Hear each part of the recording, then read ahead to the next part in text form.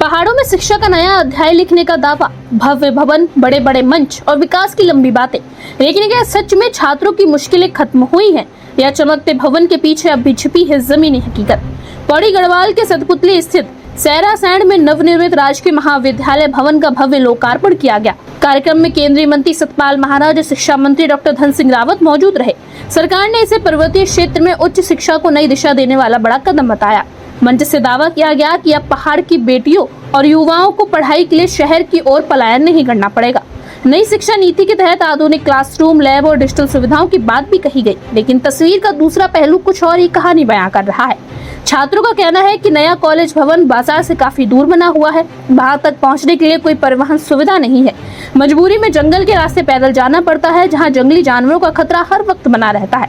इतना ही नहीं, परिसर में पेयजल जैसी बुनियादी सुविधाएं भी अब तक पूरी तरीके से उपलब्ध नहीं हो पाई हैं। 306.40 लाख इसकी लागत है। आज मंत्री जी के सम्मुख महाविद्यालय की जो भी समस्याएं थी, वो भौतिक समस्याएं हों, इंफ्रास्ट्रक्चर समस्याएं हों या ह्यूमन रिसोर्स संबंधित सभी समस्याओं को रखा गया और मंत्री जी ने आश्वासन दिया है कि तुरंत आप हमको इसका एक विधि DPR बना करके प्रेषित करिए, हम उस पर तुरंत कार्रवाई करने जा रहे हैं। ये महाविद्यालय सतपुली में तीनों संकाय की कक्षाएं होती है, साइंस, आर्ट्स और कॉमर्स। ये हमारे तीनों संकायें यहाँ पर संचालित होती है और साथ ही साथ यहाँ छात्राओं की संख्या ज्यादा है, छात्रों की संख्या काफी कम है। लेकिन इन सब के बावजूद भी महाविद्यालय की जो कुछ उपलब्धियां हैं बहुत ही उल्लेखनीय है।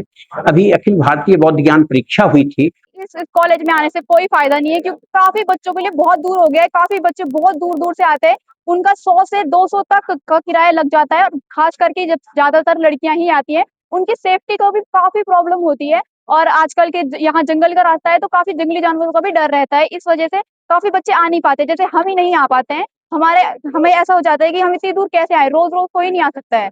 तो हमारे इस बिल्डिंग के बनने का कोई फायदा नहीं हुआ है। कुमारी पूजा जी, हमने बातचीत करी थी। हमारे जो भी हमारे सेमेस्टर के पेपर्स होते हैं, उनमें बच्चों की बैक आती है हमेशा। जैसे कि अभी काफी बच्चों के एक नंबर आया है एक पेपर में, क्योंकि 1 नंबर लायक बच्चे लिखते नहीं है और हमेशा ऐसा। इसमें कार्यदायी संस्था मंडी विपणन बोर्ड थी, देहरादून। इसकी कार्यदायी संस्था ये भवन खैरासैंण सतपुली में बना है, डिग्री कॉलेज। इसका प्रशासनिक भवन है ये। इसमें 4 क्लासरूम, उसको पार्टीशन करके 6 क्लासरूम में कन्वर्ट किया गया है और नीचे प्रशासनिक भवन, principal room, staff room, library ये सब बनाया गया है और इसकी लागत 306 लाख थी।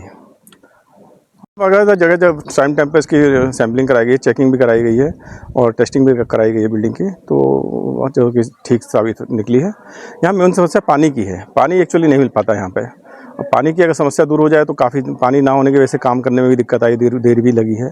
अब पानी की समस्या ऊपर से ही नहीं है तो इसमें कुछ हम कर नहीं सकते ज़्यादा। जो कि ये मतलब कॉलेज है ना, तो ये हमें मतलब ऐसी जगह बनाया गया है जहाँ से हमें कोई सुविधा प्राप्त नहीं हो रही है, पहली बात। दूसरी बात, यहाँ यातायात का सबसे बड़ा वो है असुविधा। यातायात जैसे यहाँ पे गर्ल्स लोग आती है, उनके लिए सेफ्टी नहीं है, दूर दूर से आना पड़ता है। ऐसे नहीं कि सारे बच्चे प्रॉपर सतपुली से ही आ रहे हैं, क्योंकि सतपुली से बाहर से भी काफी बच्चे आते हैं, उन्हें काफी दूर से आना पड़ता है और कॉलेज के लिए।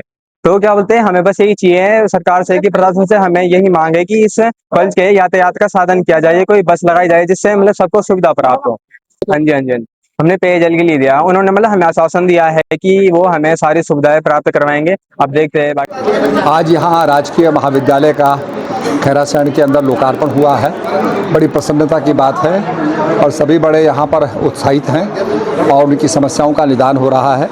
और यहाँ पर सबकी मांग है कि एक बस सर्विस चलाई जाए, तो उसके लिए भी हम प्रयासरत हैं।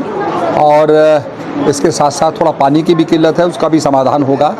और धन सिंह जी भी हमारे साथ आए हुए हैं, उन्होंने यहाँ के काफ़ी समस्याओं का श्रवण किया है, सुना है और उनके निदान के लिए हम लोग तत्पर हैं। अच्छी बात है। और इस कॉलेज का उद्घाटन हुआ है और आपने देखा होगा कि बहुत अच्छे कॉलेज बना है। यहाँ पे छात्र छात्राएं भी हमारी काफ़ी पढ़ाई कर रहे हैं। आज मैं सतपाल महाराज जी का भी और अपने शिक्षा विभाग का भी धन्यवाद दे रहा हूँ कि बहुत अच्छा ये कॉलेज बना है और यहाँ पे जो बच्चों के लिए हम हर प्रकार की सुविधाएँ भी देने वाले हैं।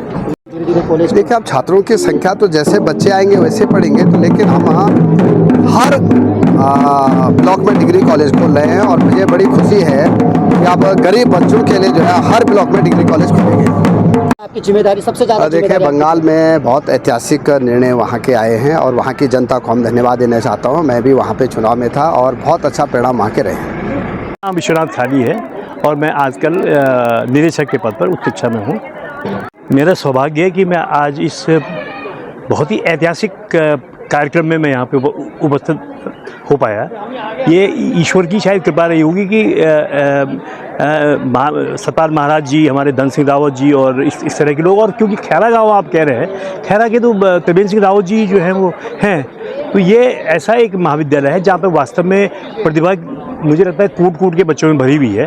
और उससे बड़ी बात मैंने देखा कि अनुशासन का यहाँ पे बच्चों में बहुत अच्छा प्रभाव मैंने अनुशासित बच्चे देखे।